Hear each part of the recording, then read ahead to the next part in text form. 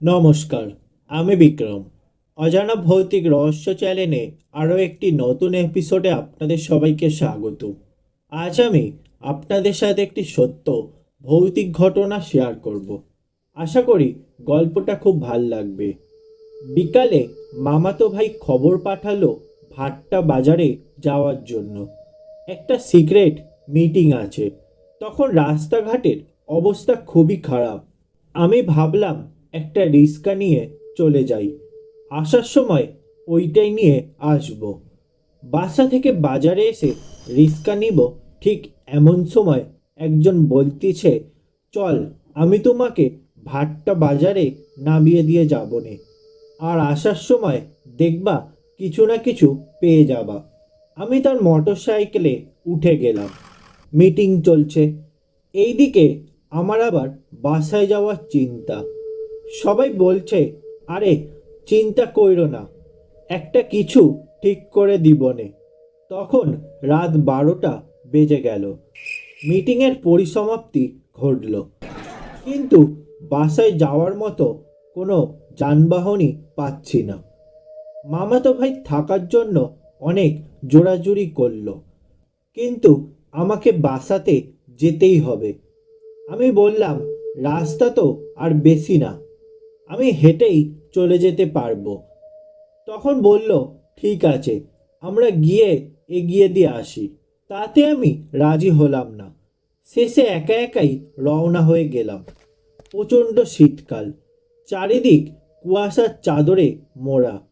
সামান্য দূরেই কিছু দেখা যায় না, ফলে আকাশে চাঁদ থাকলেও পূর্ণিমার আলো ওইভাবে ছড়াতে পারছে না। আমি হেঁটেই চলেছি। সামনে জঙ্গলটায় যায় একটু ভয়, আর তাহলে কোনো সমস্যাই নাই। আমি বুকে প্রচণ্ড সাহস নিয়ে এগিয়ে চলেছি। কানের ভিতর টিপটপ টিপটপ শব্দ ভেসে আসলো। আমি পাত্তা দিলাম না। জঙ্গলটা যত কাছে যাচ্ছি শব্দটা ততই বেড়ে চলেছে। আমি যখন জঙ্গলটার কাছে পৌঁছালাম, তখন মনে হলো যেন বৃষ্টি শুরু হলো।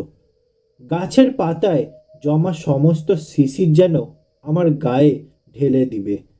এমন সময় জঙ্গলের ভিতর কেউ সরে যাবার মতো একটা শব্দ হলো। আমি সেদিকে তাকিয়ে দেখি, ছোট্ট ছোট্ট গাছের আড়াল থেকে দুজোড়া চোখ আমার দিকে তাকিয়ে আছে। মনে মনে ভাবলাম, নিশ্চয়ই শিয়াল বা অন্য কোনো জন্তুর হবে।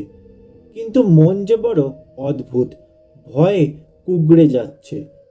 আমি আবার সমস্ত শক্তি নিয়ে জোরে জোরে হাঁটার চেষ্টা করছি।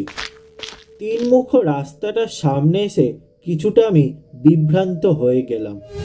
কোন রাস্তাটা আমার বাসার দিকে ঠিক বুঝে উঠতে পারছি না। সবগুলো রাস্তায় কেমন যেন একই মনে হচ্ছে। শেষে আমার বাসার রাস্তাটা দিয়ে হাঁটা শুরু করলাম। চলছি তো চলছি, ওই রাস্তা যেন শেষ হবারই নয়। আমি বুঝতে পারছি কিছু একটা সমস্যা হয়েছে, কিন্তু অজানা এক কারণে পিছনে যেতেও পারছি না। বারবার মনে হচ্ছে, এই তো আরেকটু গেলেই আমার বাড়ি। একসময় আমার পায়ের নিচে পানির অস্তিত্ব অনুভব করলাম। তাকিয়ে দেখি আমি একটা প্রচণ্ড বিলের তীরে দাঁড়িয়ে আছি। তখনই আমার মনে হলো কানাওয়াল ধরেছে। অনেকের কাছে শুনেছিলাম, রাতে কেউ একা দূরে কোথাও গেলে কানাওয়ালা ধরে পানির কাছে নিয়ে যায় এবং তারপর পানিতে ডুবিয়ে মারে। ভয়ে আমার শরীরের সমস্ত লোম দাঁড়িয়ে গেল। এক লাফে উপরে চলে আসলাম। গায়ে সমস্ত শক্তি দিয়ে চিৎকার শুরু করলাম। শেষে বিলের উপরে কিছু বাড়ি আছে, যে সেইখান থেকে 4-5 জন দৌড়ে এসে আমাকে উদ্ধার করলো। তাদেরকে দেখে তো আমি পুরো অবাক। আমি আমার বাসা থেকে আরও 4 কিলোমিটার দূরে চলে এসেছি। আমার কাছে ঘটনা শুনে তারাও বলল কানাওয়ালাই ধরেছিল। তারপর তারা আমাকে বাসায় পৌঁছে দিল। সেইবারের মতো আমি প্রাণে বাঁচলাম। এই ছিল আজকের সত্য ভৌতিক ঘটনা। গল্পটা ভালো লেগে থাকলে লাইক, শেয়ার ও কমেন্ট করে দেবেন। এই রকম সত্য ভৌতিক ঘটনা শোনার জন্য অবশ্যই চ্যানেলটা সাবস্ক্রাইব করে দেবেন।